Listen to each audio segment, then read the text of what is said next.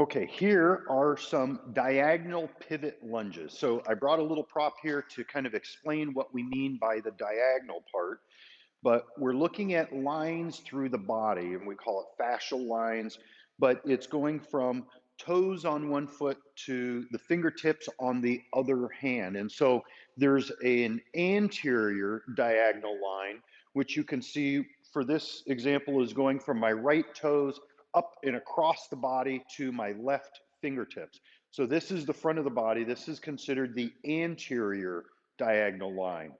There's also a posterior diagonal line. And so this would be coming around, and I'll give you kind of the back side.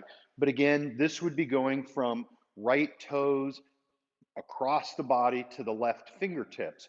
And one of the ways that we stretch this is to get into the posterior diagonal line. We do this reach down and across the body that I'll show you in just a moment. But to give you a different angle, this is, you can see by the yellow rubber band coming across my body, that's the posterior diagonal line.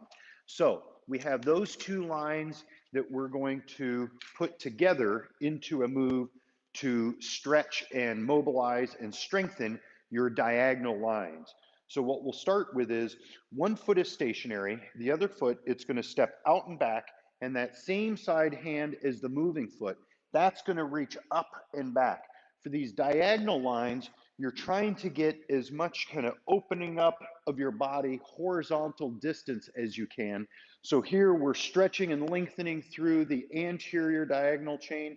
But then what you're going to do is you're going to step all the way around the corner, rotating your toes around, and that same side hand is now going to reach down and around the corner.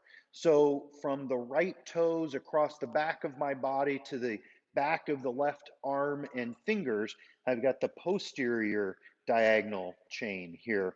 So then we go back and forth, opening up anterior, stepping across, getting posterior.